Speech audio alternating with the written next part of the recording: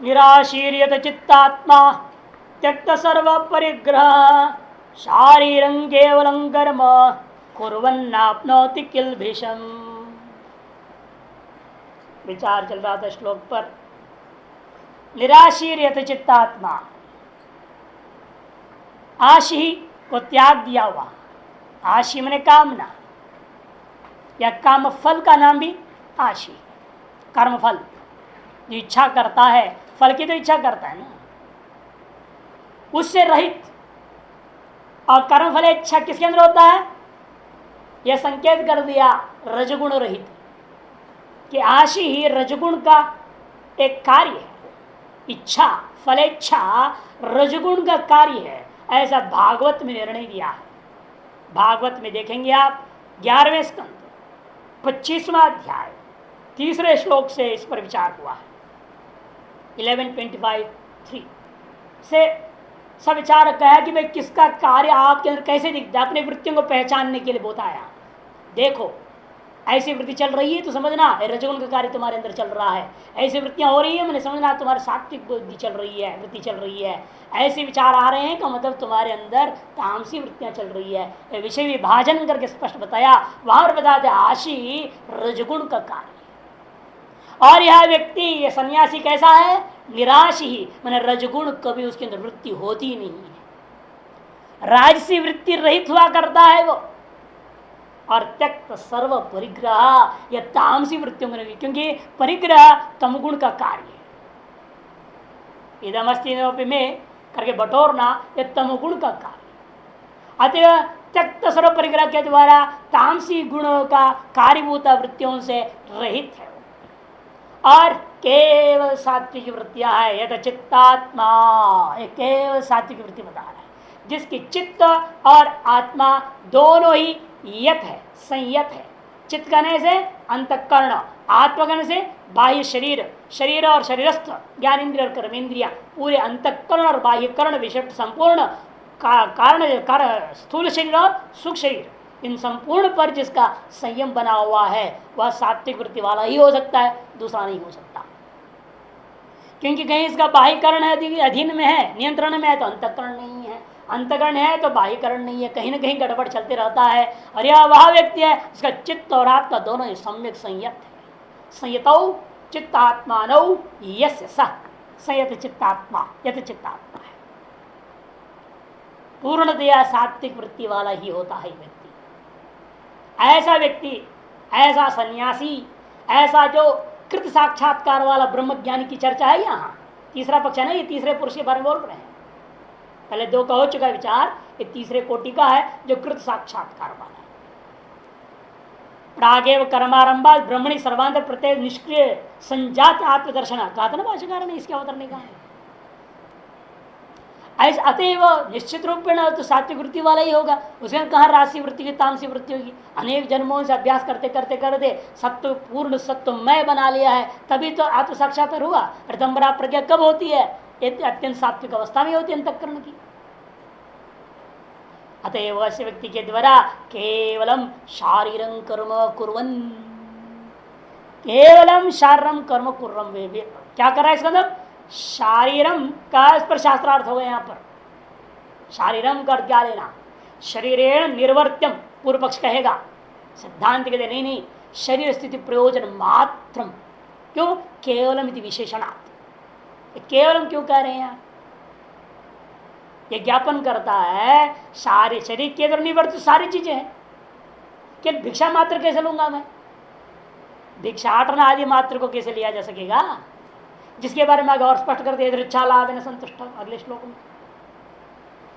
इसलिए यह शारीरम कहने से शरीर निर्वर्त्यम शारीरम ये व्युत्पत्ति नहीं लेना, किंतु शरीर स्थिति मात्रम शारीरम।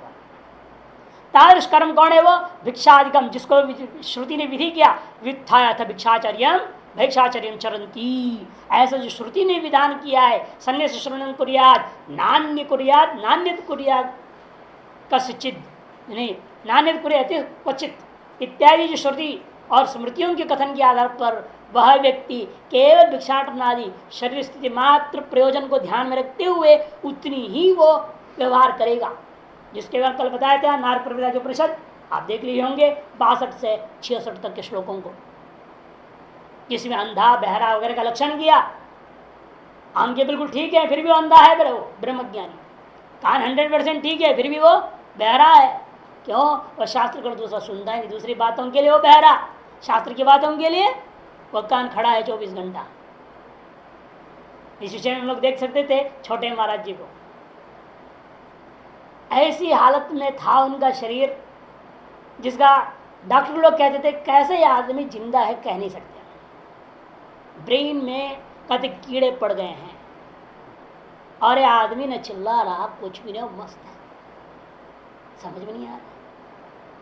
हम बेहोश की दवाई देते हैं तो भी बेहोश नहीं होते हैं।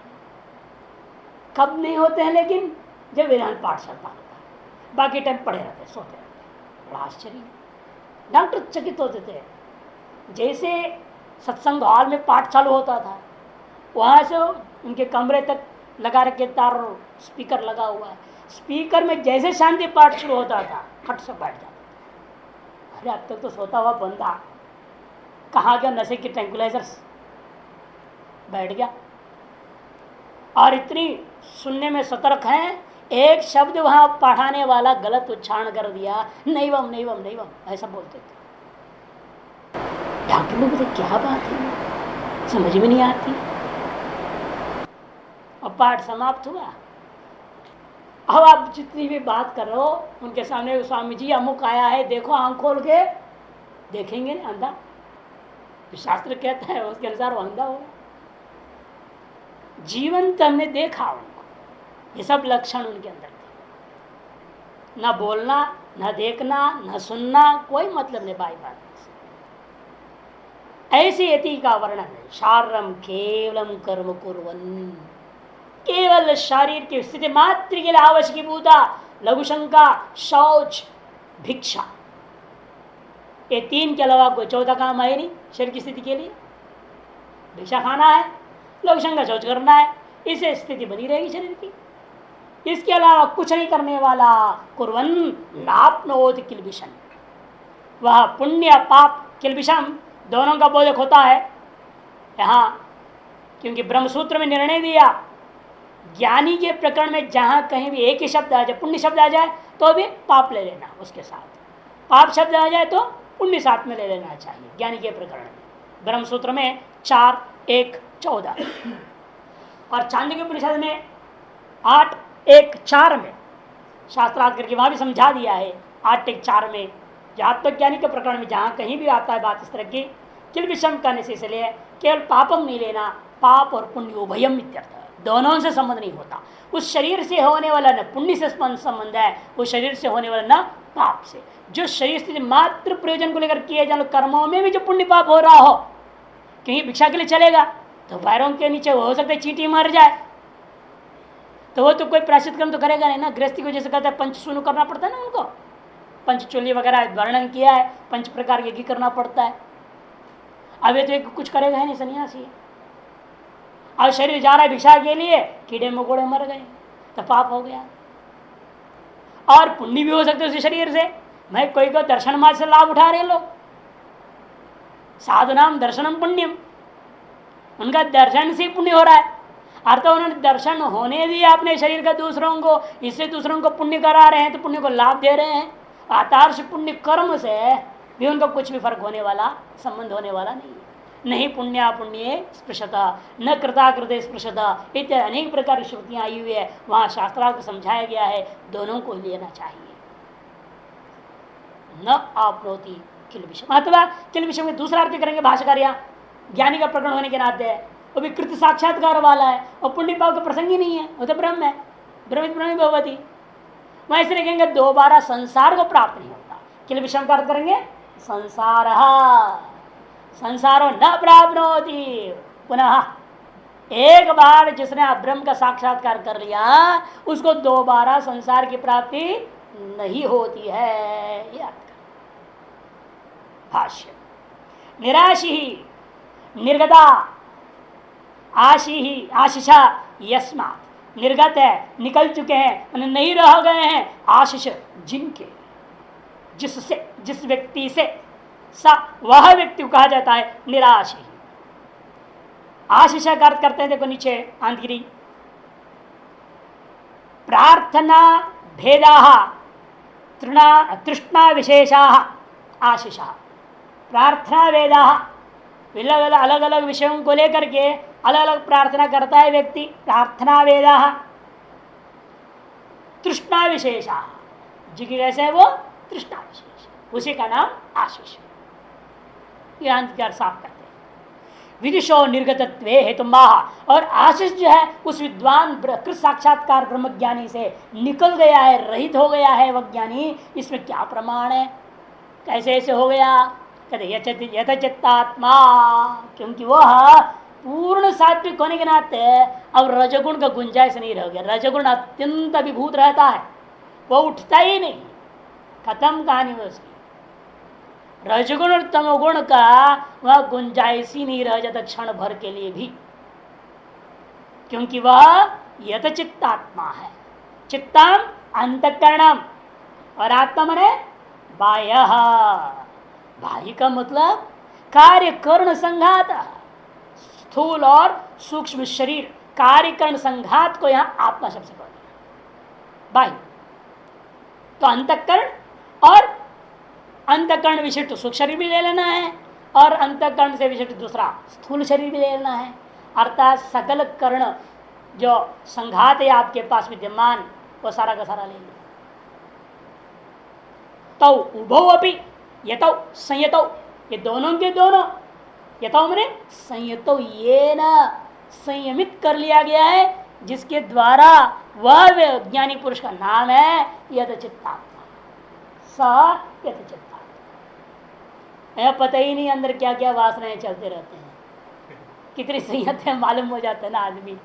खुद देख ले अपने आप को। ऐसे बार बार कहता हूँ चिदाकाश दर्शन करते रहो, पता चला आंख बंद के बैठे रहो तो सामने चल रहा, आंख खोल के बैठो तो भी पता लग जाता है क्या क्या चल रहा है। सीरियल सारे कचड़ा निकलते रहते हैं, अनेक प्रकार की जो है कामनाएं, विचार, उल्टा पलटा, राजसी तामसी सब चल रहा है, कोई नियंत्रण नहीं है।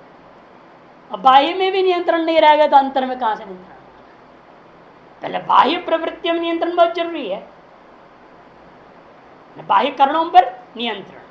कुर्मता अंगानी व दृष्टांत दिया ना, सारे इंद्रियों का, बाह्य इंद्रियों का पहले संयम, फिर जो है कर्मेंद्रियों का, फिर ज्ञानेन्द्रियों का, तब अंतःकरण में संयम आएगा। खुदा ऐसा सूक्ष्म चीज को पकड़ में कैसे आ जाएगा? पहले ही नहीं आ सकता।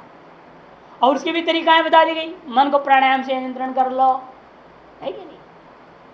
अलग अलग विधियां जो बताई उसकी विधि के अनुसार जब चल करके जैसे पूर्णतया संयतो ये न चित्तात्मा। जिसलिए ऐसा है, जब रजगुण को ही जगने का अवसर नहीं मिल रहा है तो तमगुण कहां से जगेगा? तमगुण तो उठ ही नहीं सकता है बेचारा, मृत प्राय पड़ा रहेगा वो।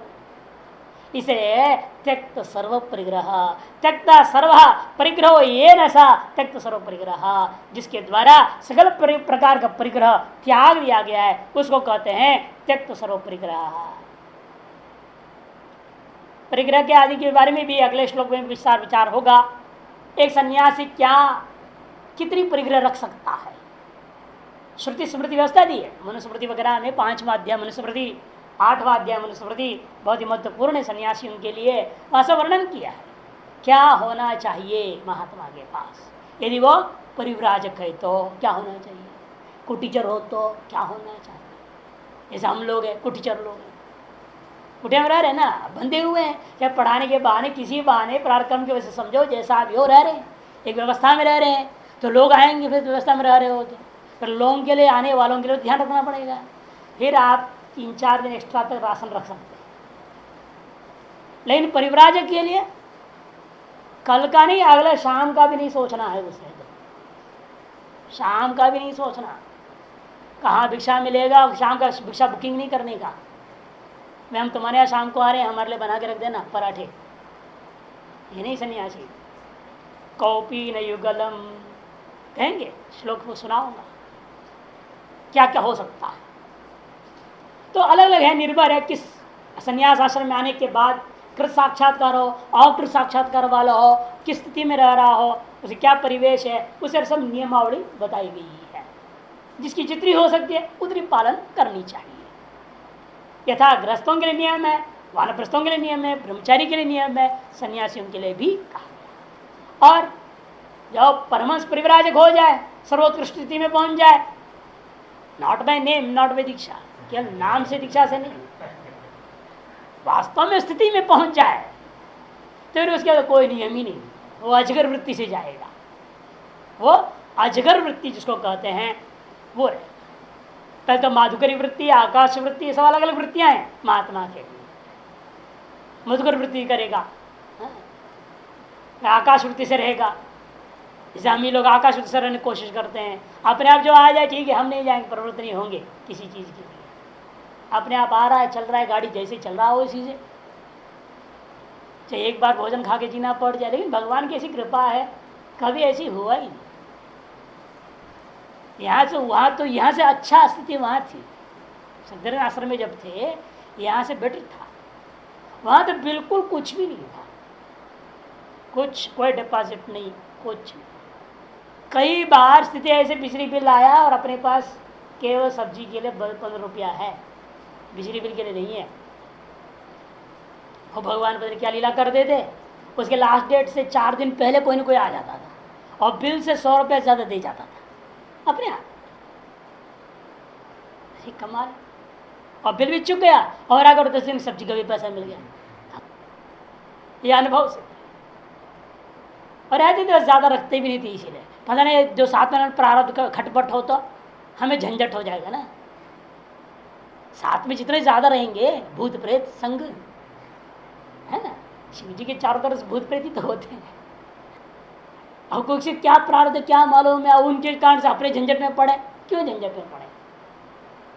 जैसा आप है तो जो रह रहे हैं उनके लिए डिपॉजिट कर दिया, वो उसकी व्यास उनको खिलाया करो। अपने के लिए जो है जो आ रहा है वो आकाश वृत्ति से चल जाता है, जरूरत नहीं है डिपॉजिट की, अभी भी जरूरत नहीं अपने लिए। जितना अपना बिजली बिल है, जितना अपना रोटी है, कपड़ा है, उसके लिए आ रहा है, आ जाता है। जबकि अब ज्योतिष भी नहीं देख रहे हैं, वास्तु से सलाह भी नहीं है, ऐसे कुछ भी खास करते नहीं, तब भी प्रारब्ध कर्म में रोटी ठीक ठाक ठिकाने पे है।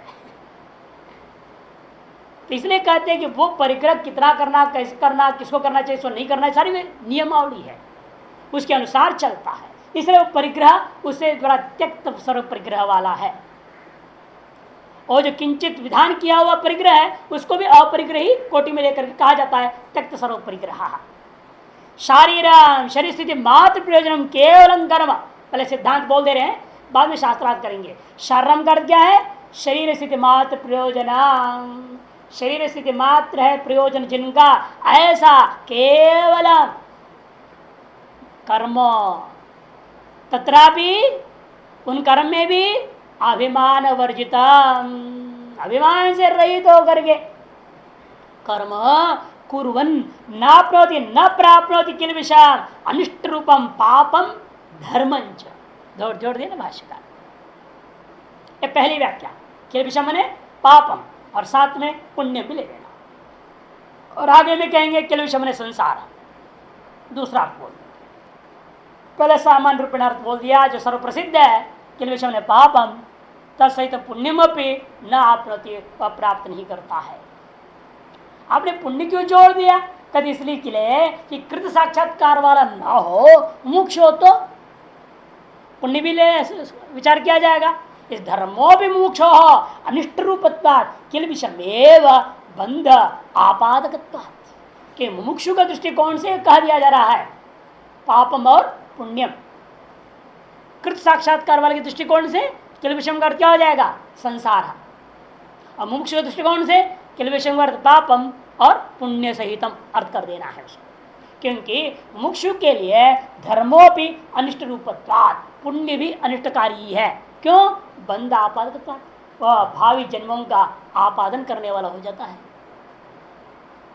ये सिद्धांत पक्ष में अर्थ कर दिया। अब शास्त्रार्थ आरंभ करते हैं। किंच, इस विषय में हमें कुछ कहना है। क्या है? क्योंकि कुछ लोग पूर्ववर्ती आचार्य लोग ने शारीरम कर तो शरीर निर्वर्त्यम कर दिया। अब शरीर निर्वर्त्यम में भी दो है पक्ष। शरीर के द्वारा निर्वर्त्य विहित कर्म लिया जाए, वह विहित कर्म पाप नहीं देता कहना चाहिए, या शरीर निर्वर्त निषिद्ध कर्म भी पाप नहीं देता ऐसा करना चाहिए। दो पक्ष ले, और दूसरा तो सिद्धांत पक्ष है ही है, शरीर स्थिति मात्र प्रयोजन वही उठा के दिखा रहे थे। शारीरम केवलम कर्म किम शरीर निर्वर्त्यम शारीरम कर्म अभिप्रेतम आहो स्वीत शरीर स्थिति मात्र प्रयोजना में सिद्धांत। शारीरम कर्म इति दो विकल्प है। पहला विकल्प है शरीर निर्वर्त्या, शरीर के द्वारा जो कुछ भी सिद्ध होता है, शरीर के द्वारा जो कुछ भी होते जाता है, चक्र साक्षात्कार वाला हो चाहे अक्र साक्षात्कार वाला हो, वह महात्मा सन्यासी ज्ञानी या अज्ञानी हो जो इस मार्ग में लगा हुआ है, उसके शरीर के द्वारा जो कुछ भी संपन्न होता है, विहित कर्म भी संपन्न हो सकता है, निषिद्ध कर्म भी संपन्न हो सकता है। आंधगिरी अंतिम पंक्ति देखिए, शारीरेण यन निर्वर्त्यं तत्किम प्रतिषिद्धम विहितम वा, प्रतिषिद्धम विहितम वा विकल्प। प्रथमे विरोध से यदा इत्यादि से जवाब देंगे जब, तब शुरू कर देंगे पहला पक्ष का विकल्प में। पहला पक्ष में है शरीर निर्वर्त्यम, उसमें दो पक्ष है ना, विहितम निषिद्धम वा। उसमें पहले ले रहे प्रतिषिद्धम, प्रतिषिद्धम विहितम विपरीत क्रम। हाँ, पहला प्रसिद्धम रख करके फिर विहितम रखा है अंगीकार ने। इसलिए भाष्य में पहला प्रतिषिद्ध कर्मों को लेकर के विचार करेंगे, फिर विहित कर्मों को, फिर कहेंगे दोनों ही संभव नहीं है। इसलिए हमें क्या सिद्धांत बनाना पड़ेगा, शरीर निर्वर्त्यम नहीं, किंतु शरीर स्थिति मात्र प्रयोजना में अर्थ उचित है स्थापित करेंगे शास्त्रार्थ के द्वारा। किंच तो यदि शरीर निर्वर्त्यम शारीरं कर्म, यदि वह शरीर स्थिति मात्र प्रयोजनम शारीरम इत्युच्यते। और दूसरी बात यह है, चाहे आप शरीर निर्वर्त्यम शारीरम कर्म कहिए, चाहे शरीर स्थिति मात्र प्रयोजन शारीरम कर्म कहिए, इससे कोई हमें फर्क नहीं पड़ता। लेकिन हमें यह विचार करना है शरीर से होने वाला पुण्य या शरीर से होने वाला पाप का फल किसको मिलेगा, उसे खुद को मिलता है या नहीं मिलता। यदि ज्ञानी है तो खुद को मिल नहीं सकता, तो पुण्य सेवकों को जाएगा, पाप विरोधियों को जाएगा। ये श्रुति व्यवस्था है, अनादि काल से नियम है श्रुति के आधार पर कि ब्रह्मज्ञानी का सदा विरोधी रहे हैं, उसके पाप लेने के लिए ही खड़े रहते हैं सदा। उसके शरीर से होने वाले पापों को लेने के लिए उसको बदनाम करने वाले लोग सदा विद्यमान रहते हैं, और पुण्य को लेने के लिए भी सदा कोई न कोई सेवक लोग विद्यमान रहते हैं। यह अनादि परंपरा है। इसे निंदा से घबराना नहीं है, स्थिति से मोटा होना नहीं है। तो इस पक्ष में दोनों में से पहला ले रहे यदा इत्यादि से, यदा से पहला विकल्प का पहला पक्ष। पहला विकल्प था शरीर निर्वर्त्यम, उसे पहला पक्ष है प्रतिषिद्ध कर्म। यदा से यदा शरीर निर्वर्त्यम कर्म शारीरम अभिप्रेतम स्यात् तदा दृष्टादृष्ट प्रयोजन कर्म प्रतिषिद्धम अपि शरीरेण कुर्वन् नाप्नोति ब्रूतो विरुद्धा विधानम प्रसज्जेता। पहला में पहला पक्ष लेकर के भाषण करे, यदा जब मान लिया जाए आप ऐसा व्याख्या करना चाहते हैं, क्या व्याख्या करना चाहते हैं, शारीरम का अर्थ शरीर निर्वर्त्यम कर्म शारीरम इति अभिप्रेतम त्वया स्यात्। यदि आपके द्वारा ऐसा अभिप्रेत है तो तदा तब यह अर्थ करनी पड़ेगी श्लोक का। क्या अर्थ करेंगे आप श्लोक का, दृष्टादृष्ट प्रयोजन कर्म प्रतिषिद्धम अपि, दृष्ट प्रयोजन वाला प्रतिषिद्ध कर्म, अदृष्ट प्रयोजन वाला जो प्रसिद्ध कर्म होने पर भी शरीरेण कुर्वन्, इस शरीर के द्वारा करते हुए नाप्नोति किल्बिषन्, वह पाप को प्राप्त नहीं करता। इति ब्रुवतो, ऐसा कहता हुआ आपका वचन वृद्धा विधानम प्रसिद्धेत, वृद्ध विधान हो जाए, वृद्ध कथन हो जाएगा। क्यों वृद्ध कथन हो जाएगा, प्रतिषिद्ध कर्म हो और पाप नहीं दे, ये विरुद्ध नहीं है क्या? क्योंकि सामान्य नियम है कोई भी प्रतिषिद्ध कर्म है वो पाप देता ही। आप ये कैसे कह रहे हो प्रसिद्ध कर्म है और पाप नहीं देगा, विरुद्ध हो गया ना। वह तो व्याघात दोष है, मजीवा नास्ति बोल रहा है। क्या बोला उसने, मेरी जीवा नहीं है कह रहा है वो। अरे कह कैसे सकता है, यदि जीवा नहीं होता तो? जीवा है तभी तो कह रहा है वो, और कह रहा है जीवा नहीं है, तो वह तो व्याघात दोष है। उसी आप कह रहे पाप है, हाँ फल नहीं, पाप फल नहीं देगा, फिर भी वो प्रसिद्ध कर्म है। तो प्रसिद्ध कर्म होता हुआ पाप फल नहीं देगा, यह कहना बिल्कुल ठीक नहीं है। और दूसरा लो विहितम पक्ष, पहला में दूसरा शास्त्रीय कर्म दृष्टादृष्ट प्रयोजन चेत शर्रेण कुर्वन् नाप्नुतिकेशमित्यपि ब्रुवत अप्राप्त प्रतिषेध प्रसंग से। क्योंकि विहित कर्म कभी पाप तो देता नहीं। विहित कर्म पाप देगा क्या? विहित कर्म यदि करेंगे तो पुण्य ही देगा। फिर निषेध क्यों कर रहे हो? वो उसको पाप नहीं मिलेगा। निषेध व्यर्थ हो गया ना। अप्राप्त प्रतिषेध है कि विहित कर्म से यदि पाप प्राप्त हो तब तो उसका प्रतिषेध करना उचित होता है। विहित कर्म जन्य कभी पाप होता ही नहीं है तो अप्राप्त का प्रतिषेध करके व्यर्थ है, तो श्लोक ही व्यर्थ हो जाएगा। यदि आप शारम का अर्थ शरीर निर्वर्त्य मर्त कर दोगे, यह श्लोक उत्तरार्ध पूरा का पूरा बेकार हो गया, निरर्थक हो जाएगा, व्यर्थ हो जाएगा। शारम च शास्त्रीय कर्म दृष्ट प्रयोजन वाला शास्त्रीय कर्म या अदृष्ट प्रयोजन वाला शास्त्रीय कर्म को शरीर के द्वारा करता हुआ व्यक्ति को न अपने के विषम प्रवृत्तो वह पापों को प्राप्त नहीं करता, ऐसा कहते हुए आपने एक तरह से अप्राप्त का प्रतिषेध की प्रसक्ति हो जाएगी। अतः दोनों ही तुम्हारी व्याख्या ठीक नहीं है। शारम कर्म कुर्वनिति विशेषणात् केवल शब्द प्रयोगाच्च। एक तो आपकी व्युत्पत्ति के आधार पर विचार करते हैं तो पहले में गलत व्यागत दोष है, दूसरे में अप्राप्त प्रतिषेध दोष है, और एक हेतु भी है। यह क्यों नहीं हो सकता है? क्योंकि यहाँ दो शब्द है, शारम कर्म कुर्वन, कर्म कुर्वन है ना, और केवल शब्द भी विशेषित है। कर्म कुर्वन इति विशेषण, क्योंकि शारीरम या विशेषण किसका है? कर्म का विशेषण है। कर्म कुर्वन में शारीरम शब्द विशेषण, यह विशेषण व्यर्थ है, क्योंकि कर्म होता तो शरीर से तो होगा, और किससे होना है? शरीर होगा तो कर्म जो होगा तो शरीर से ही तो होगा, फिर शारीरम विशेषण क्यों दे रहे हैं आप? व्यर्थ हुआ।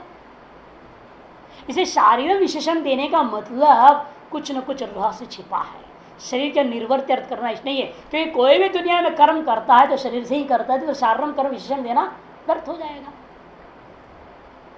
दुनिया में कोई भी कर्म कर रहा है शरीर से ही तो कर रहा है। जब कोई भी कर्म होता है तो शरीर से ही होता है, तो शरीर के द्वारा निर्वर्त्य ही है, तो वहां विशेषण व्यर्थ हो जाएगा। लेकिन विशेषण दिया है स्मृतिकार ने, भगवान ने, का मतलब उस विशेषण की सार्थकता के अनुकूल आपको शारीरम शब्द की व्याख्या करनी पड़ेगी। अतः शरीर निर्वर्त्यम यह अर्थ नहीं हो सकता। और एक हेतु क्या दिया? केवल शब्द प्रयोग, केवलम कर्म भी कह दिया। ये क्यों कह रहे? कर्म का दो विशेषण है ना, यहाँ शारीरम विशेषण बनना है और केवल शब्द का प्रयोग कर दिया। यहाँ केवल शब्द किसको निवारण करता है? वांग मन को।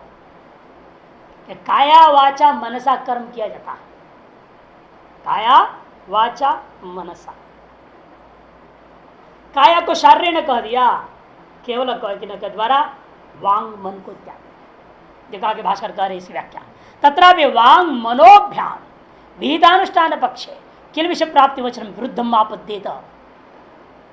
इस पक्ष में भी तत्रापि वाणी और मन के द्वारा विहितानुष्ठान पक्ष है। विहित का अनुष्ठान पक्ष में किल विषम प्राप्ति अनुष्ठान पक्ष है, किल विषय प्राप्ति वचनम विरुद्धम आपद्येत। किल विषय प्राप्ति का वचन ही विरुद्ध हो जाएगा, क्योंकि विहित मानस कर्म, चाहे विहित वाचिक कर्म, चाहे विहित शारीरिक कर्म, वह कभी भी पाप को दे नहीं सकता। फिर पाप को देगा यह कह करके उसको निषेध करना, नापनोत किल विषम कह करके व्यर्थ हो जाएगा। प्रतिषिद्ध सेवा पक्ष भी हम मान लो वाणी और मन के द्वारा प्रतिषिद्ध कर्म का सेवन कर रहा हो, उस पक्ष में भी भूतार्थनवाद मात्रम अनर्थकम स्यात्, तब भी व्यर्थ हो जाएगा। क्यों? जो भी प्रसिद्ध कर्म है वो पाप देगा ही। आप उसका निषेध कैसे कर सकते? पाप नहीं देगा। सिद्ध वस्तु का अनुवाद करना व्यर्थ होता है। भूतार्थ माने सिद्ध वस्तु, उसका अनुवाद मात्र कथन करना वह अनर्थकम स्यात्। अनुवाद पूर्वक कथन मात्र यदि करोगे तो व्यर्थ हो जाता है। यदा तो और जैसे मैंने कहा वैसे व्याख्या करोगे तो इस श्लोक का अर्थ निकालने में ज्यादा लाभ होगा। जो अर्थ हम कर रहे हैं, क्या? शरीर स्थिति मात्र प्रयोजनम, ये अर्थ यदि शार्रम कर लोगे, श्लोकार्थ श्लोक के तात्पर्यार्थ में अधिक लाभ होगा। और जहां आप ले रहे हैं उस श्लोकार्थ में उल्टा श्लोक अनर्थक हो जा रहा है या विरुद्धार्थ हो रहा है या अपर्याप्त प्रतिषेध हो रहा है, सारा गड़बड़ हो रहा है। केवलम शब्द का अर्थ भी नहीं घट रहा है, शार्रम शब्द का भी अर्थ नहीं घट रहा है। शार्रम में भी दो पक्ष आता है ना, विहित कर्म या निषेध कर्म। केवलम के द्वारा वाचा और मनसा ले हुए, उसमें भी विहित और निषिद्ध, इन चारों ही पक्षों में दोष ही दोष है।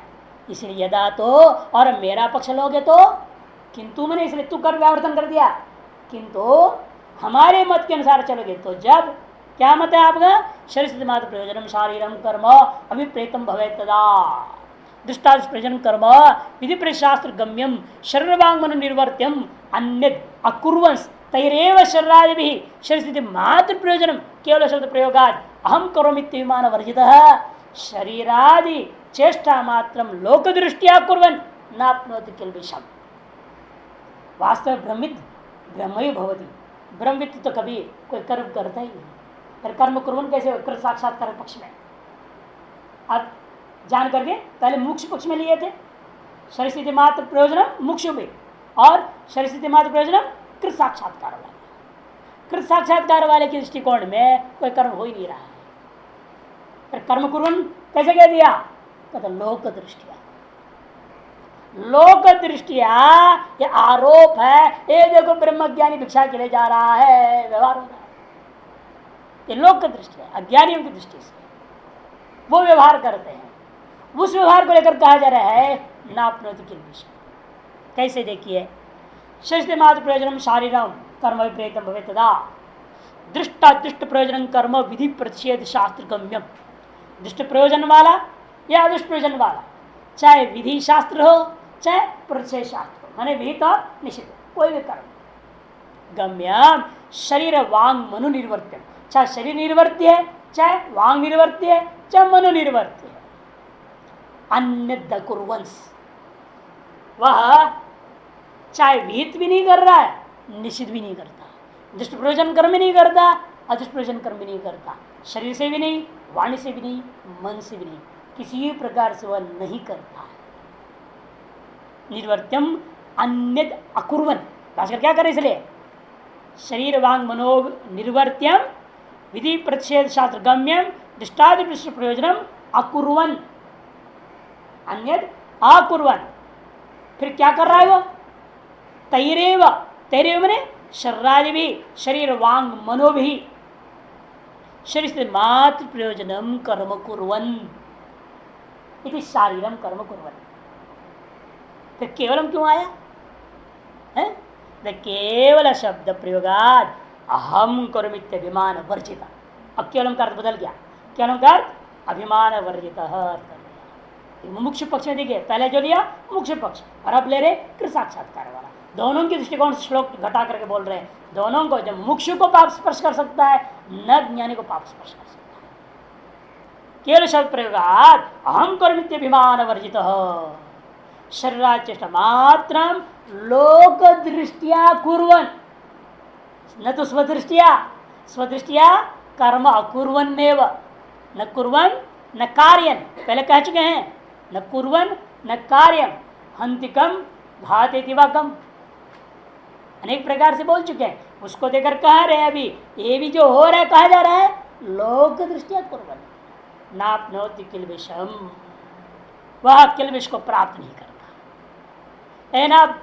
कृत साक्षात्कार के लिए किल्बिषम का अर्थ क्या होगा, उसके लिए देखो अगले वाक्य बोल रहे एवं भूतस्य पाप शब्दवाच्य किल्बिष प्राप्ति संभवात्। आगे ना, पाप शब्दवाचक जो आपको किल्बिष शब्द प्रयोग हो नहीं सकता, जो ब्रह्मज्ञानी है, जिससे शरीर है ही नहीं, ना उपाधि है उसके दृष्टि में, न उपाधि से कोई कर्म हो रहा है, कुछ भी नहीं, ब्रह्म ही हो गया। ऐसे में कैसे घटेगा ये चीज, नाप्नोति किल्बिषम्। कहते एवं भूतस्य, जिसे स्वदृष्टिया कोई कर्म नहीं, नीचे इसलिए देखिए आनंद रही, विद्वान उक्त्या रीत्या वर्तमानो नाप्नोति इत्यत्र विवक्षितम अर्थमाह एवं भूतसेति विधि निषेध गम्यम कर्म ध्येय स्थिति हेतु व्यतिरिक्तम अकुर्वतः क्योंकि विधि निषेध कर्म जो कर्म है वह करता ही नहीं है, वह देश स्थिति मात्र वाला कर्मों को कर रहा है। ऐसा शारम के कर्म कुर्वन् नाप्नोति उक्तेन प्रकारेण परिग्रहे शारम किलमिति विशेषण निर्दोषम सिद्ध्यति। तभी निर्दोष हो सकता है जब किलविषम का अर्थ आप संसारम न प्राप्त करेंगे। कैसे? उसको भाष्यकार कार्य देखो, पाप शब्द वाच्य किल विषय प्राप्ति असंभवाद एवं भूत से पुरुष से प्रति। इस प्रकार के ब्रह्मज्ञानी के लिए पाप शब्दवाच्य किल विषादि की प्राप्ति संभव ही नहीं है। इसे किल विषम संसारम नाप्नोति। किल विषम का क्या करना है?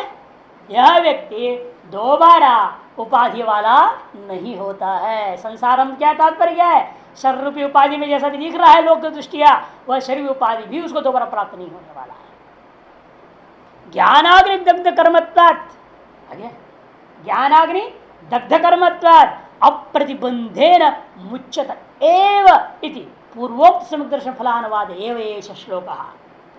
इसलिए बिना कोई प्रतिबंध अवश्य ही विधेय मुक्ति को प्राप्त कर जाता है, ऐसा कहते हुए यह श्लोक पूर्वोक्त सम्यक दर्शन का फल को ही अनुवाद करके दोबारा कथन किया है। यदि आप इस श्लोकों को कृत साक्षात्कार वाले के दृष्टिकोण से लगाते हैं तो एवं सारम केवलम कर्म इत्यस्य अर्थ से परिग्रह निरवध्यम भवति। इस प्रकार से, जिस प्रकार से हमने बताया उस प्रकार से शारीरम शब्द का और केवलम शब्दों का अर्थ लेने पर ही यह श्लोक निर्दोष स्थापित हो जाता है, नहीं तो अनेकों दोषों से ग्रस्त हो जाएगा। त्यक्त सर्व परिग्रह से तेरा नादे शरीर स्थिति है तो परिग्रह से अभावाद याचनादिन शास्त्रो कर्तव्यतायाम प्राप्तायाम अयाचितम असंक्लिप्तम उपपन्नम यदृच्छया इत्यादिना वचनेन अनुज्ञातम यथेश्वर स्थिति हेतु अन्नादेह प्राप्ति द्वारम आविष्कुर्वन् आह यदृच्छालावसंठो इति अवतरणिका दे रहे हैं। उस श्लोक में जो कहा गया था त्यक्त सर्व परिग्रह, यदि सर्व परिग्रह त्याग दिया है फिर से स्थिति हेतु कहां से रह जाएगा? अरे शरीर का स्थिति के लिए कमंडल तो चाहिए, भिक्षा करेगा तो भिक्षा के लिए जाएगा तो खड़ाऊ चाहिए, और जाएगा गांव के अंदर प्रवेश करेगा, बोल दिया उसे भिक्षार्थं ग्रामं प्रविशेत, और गांव में जाएगा तो नंगा कैसे चला जाएगा? लंगोटी भी पहनना पड़ेगा उसको, लोक लज्जार्थम लंगोटी कौपीन चाहिए। तो सर्व परिग्रह क्या कहाँ हुआ?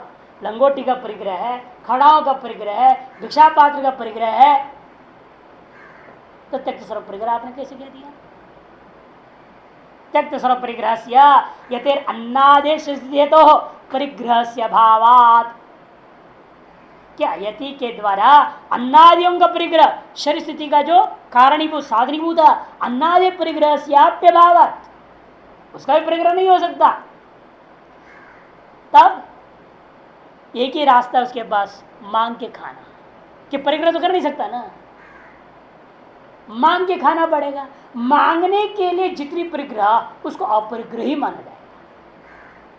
मांगने के लिए उसको लंगोटी पाए चाहिए ना, मैं कैसे जाए गांव के अंदर मांगने के लिए?